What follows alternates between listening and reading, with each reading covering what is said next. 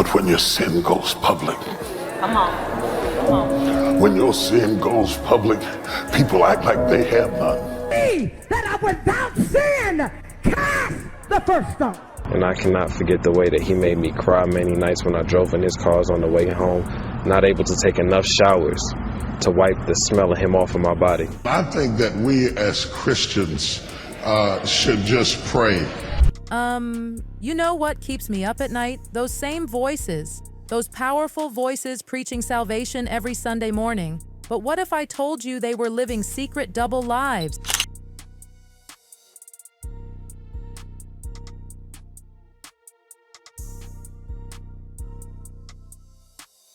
Brace yourselves for this bombshell. Some of these famous pastors, they weren't just preaching from pulpits. No, they were getting personal invitations to Diddy's notorious freak-off parties. Yes, those same parties that are now at the center of those shocking, scandalous accusations. Combs allegedly planned and controlled the performances, which he called Freak-0ffs, and he often electronically recorded them. The Freak-0ffs sometimes lasted days at a time. Here's the million-dollar question that's got everyone whispering. Did Diddy just drop the names of some of the most powerful spiritual leaders in our country? Could the very men who were supposed to guide us spiritually be caught up in this mess? Let's start with Bishop T.D. Jakes, one of the most powerful and well-known figures in the Christian world. His powerful sermons have touched millions of lives, and he's built this incredible megachurch empire that spans across the globe. I would have been swallowed up. Have you ever been swallowed up? Have you gone through a time of swallow? But hold on to your seats, because despite his prominence, Jakes got caught up in some seriously disturbing claims. It all started with a YouTube channel called Tough News TV, and before you knew it, these allegations were spreading like wildfire across social media. I'm talking trending topic status, people. A few months ago, the host Jermaine McKinley dropped this bomb. He claimed he received an anonymous email saying Cassie Ventura was helping the FBI investigate Diddy. This came after she filed and settled that shocking civil lawsuit against the hip-hop mogul, accusing him of horrific acts of violence during their decade-long relationship. Now, let me read you this explosive email. I want to put you up on game about the real nature of Diddy and Bishop Jakes' relationship. But first, understand this. Bishop Jakes is not of God. He's undoubtedly a Freemason, and so was Diddy. The email gets even juicier, saying Diddy's been stripped of his protection privileges and power, but his soul still belongs to the devil. But wait, it gets even more shocking. According to this email, back in June 1983, Kim Porter claimed T.D. Jakes was accused of inappropriate behavior with a young man just 1 year after marrying his wife. The whole thing supposedly got hushed up real quick. Fast forward to 1999, and someone threatening to expose Jakes mysteriously vanishes. Pastor Blank spilled that this person got paid to keep quiet. But here's the creepy part. 2 years later, that same person turns up dead with a gunshot to the head at Emmanuel Temple of Faith in Smithers, West Virginia. The rumors from Jakes' hometown, they're saying he's been on the down low with men all along, and there's even talk about some older pastor grooming him. McKinley claimed Cassie handed over some seriously incriminating evidence to investigators. We're talking Kim Porter's burner phone and a USB device with footage from one of Diddy's infamous parties. And get this, McKinley alleged Jakes was at one of these parties engaging in intimate acts with multiple men. He even said multiple male escorts would back up these claims against Jakes, and a young male was planning to sue the bishop over alleged crimes from when he was just 16 years old. Now let's throw rapper Mace into this messy mix. If you know your hip-hop, you know about the beef between Mace and Diddy. These two used to be tight in the 90s when Mace was one of Bad Boy's biggest stars. But things went south in the early 2000s when Mace felt Diddy was exploiting him and shorting him on payments. Mace has been loud about his issues with Diddy, especially after Diddy's 2020 Grammy speech about the industry disrespecting black music. Mace called him out for being a hypocrite and holding on to his publishing rights for 24 years. He even offered Diddy $2 million to buy back his publishing, but Diddy wanted more. But here's where it gets interesting. What's T.D. Jakes got to do with all this drama? Well, in Mace's song, Oracle 2, The Liberation of Mace and Betha, he dropped this bomb. Diddy got a deal with T.D. Jakes, that's why he never paid me. He knew I'd be free one day, and he ain't want me to say what I'm about to say today. Now everyone's wondering, what kind of deal are we talking about here? Did Diddy make some shady arrangement with TD Jakes to keep Mace quiet? Is Jakes somehow mixed up in Diddy's questionable business practices? Or is Mace just stirring the pot? We don't have clear answers because neither Diddy nor Jakes have addressed these claims. But here's something interesting. Back in 2014, Diddy donated $1 million to Jakes' church in Dallas. He claimed he was inspired by Jakes' sermon, but some people are side-eyeing that donation. Was it really about inspiration? Or was Diddy buying favor? Or maybe even getting a sweet tax break? And just when you thought it couldn't get more suspicious, in 2022, a video surfaces of Jakes at Diddy's 53rd birthday party. When people started talking, the executive vice president of TD Jakes Entertainment tried to smooth things over, saying the pastor only made a brief appearance. See, they put you in a situation where you can't win. If you hang out with the rich folk, you're snooty. If you stoop down low and get somebody in trouble, you had no business. So I'm supposed to sit at home and These allegations spread like crazy online, making Jakes trend on social media for days. This forced Jordan H., executive director of PR for the TD Jakes Group and Ministries, to deny everything to Christian Post. He was adamant, calling the claims unequivocally false and baseless. Jakes' team rushed to issue a statement denying everything. During his Saturday night sermon on YouTube, Jakes kind of addressed it by not really addressing it. He refused to talk about false narratives online, basically suggesting it was all lies. everything was true. All I got to do is repent sincerely from my heart. There's enough power in the blood to cover all kinds of sins. I don't care what it is, the blood would fix it. But I ain't got to repent about this. All I got to do is step over top of it and keep on going on. But Nissan wasn't buying the bishop's outrage during his sermon, pointing out that he didn't really address the allegations, and let's be real, what was a man of God doing at Diddy's parties anyway? According to Diddy's former bodyguard Gene Deal, saints have no business mixing with sinners. I grew up in the church. The sinners was not supposed to have the same atmosphere with the saints. That him as a saint going to a party that ain't nothing but sin. Fornication, man on man, woman on woman, he on she. But maybe he'd have to lay some hands on somebody. Maybe he'd have to save some souls. Let's talk about these infamous Diddy parties for a minute. We all know the crazy stories. Rappers and celebrities have been hinting at suspicious behavior at these private parties for years. Even 50 Cent recently spilled the tea about why he stays far away from these gatherings, saying, "That expletive hug you from the front and the back at the same time. If you into that, you into that, I'm fine with it. I'm just saying this ain't my kind of party. I'm uncomfortable. I think I belong in the girls' bathroom." While we can't confirm these claims against Jakes, it's not his first rodeo with controversy. In 2009, his son Jermaine Jakes got arrested for allegedly exposing himself at K Park in Dallas and performing indecent acts in front of 2 undercover police officers. And last year, his eldest daughter's estranged husband, Richard Coleman, was accused of assaulting their adopted daughter. It doesn't help that Jakes has been connected to another controversial figure, Eddie Long. For those who don't know, Long was a pastor whose ministry got rocked by accusations of sexual misconduct with young men in his congregation. I cannot get the sound of his voice out of my head, and I cannot forget the smell of his cologne.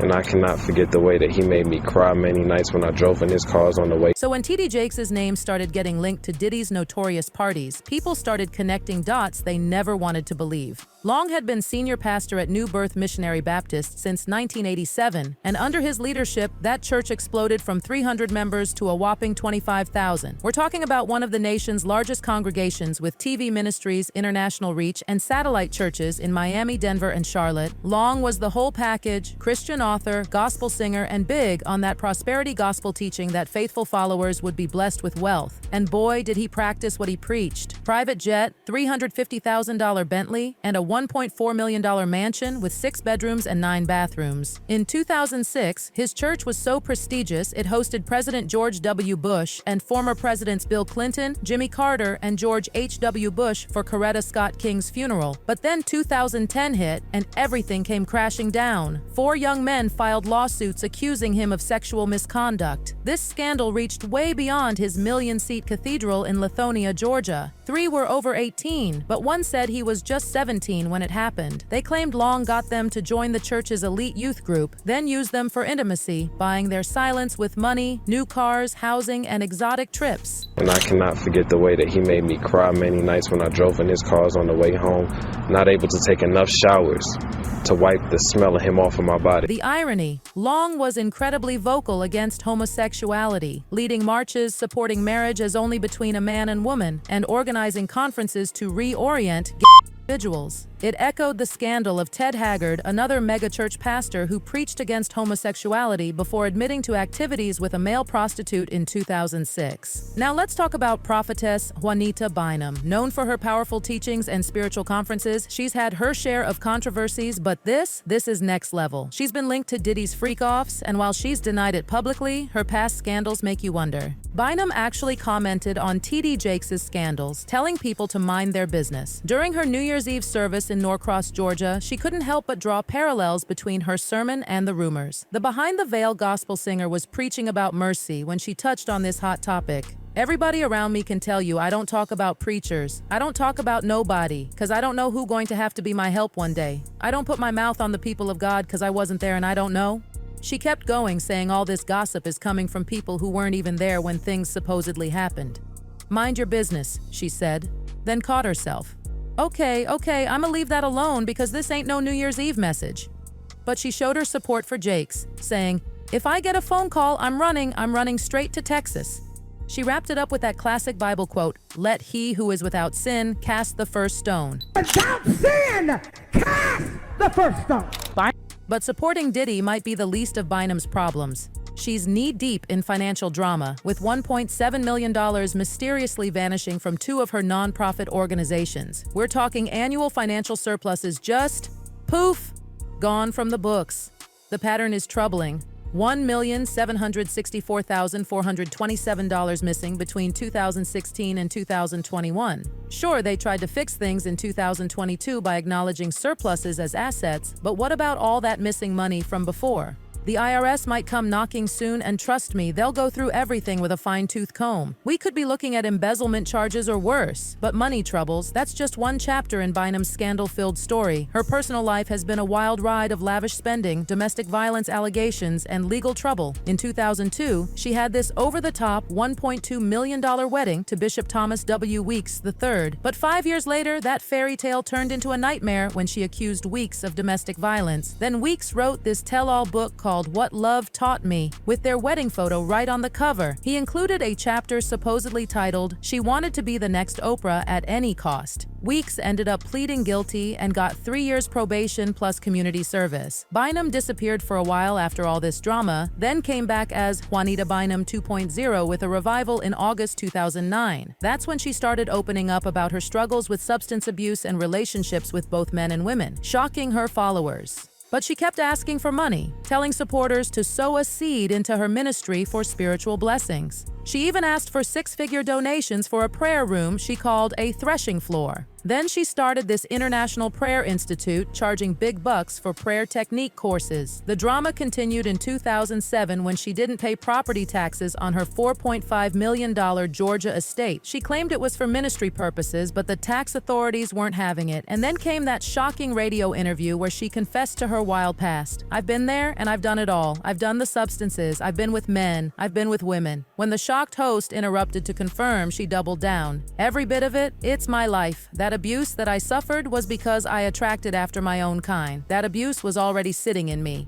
The teachings that I've shared in times past on the subject of tithing were not correct. Now, let's talk about Creflo Dollar. You know, the prosperity preacher living large with luxury cars, private jets, and million-dollar homes. But beneath that polished pastor image, there's some serious darkness. Back in 2012, Dollar made headlines for allegedly choking and punching his own daughter. She called 911, and her older sister backed up her story. This is supposed to be a man of God, telling people how to live right, but he's allegedly putting hands on his own child and not in prayer. Sure, the charges got dropped after after some anger management classes, but it shows a side of Creflo that doesn't match his holy image. Now, with all these wild allegations about Diddy's elite freak-off parties coming out, parties where exploitation and manipulation were reportedly the main events, people are wondering about which pastors might have been there. Given Dollar's history of alleged violence with his family, would anyone really be shocked if his name showed up on Diddy's guest list? I mean, if someone could allegedly choke their own daughter, what else might they be capable of behind closed doors? This isn't just about a few pastors maybe attending Diddy's parties. This cuts deeper. It's about trust in the church and the growing cracks in its foundation. How do congregations move forward when they can't trust their leaders? How does this scandal change how we view megachurches and their role in modern faith? These revelations reach far beyond Hollywood. They shake the very foundation of faith for millions of believers. How can trust in the church be restored when so many leaders are caught up in such dark scandals? As investigations continue, congregations are left wondering who they can really trust. What happens when the line between Hollywood excess and religious leadership becomes this blurred? One thing's for sure, this scandal is far from over. More names might come out, and as always, the truth will eventually come to light. Anyway, that's it for this video. You are watching Hot Gossip. Bye.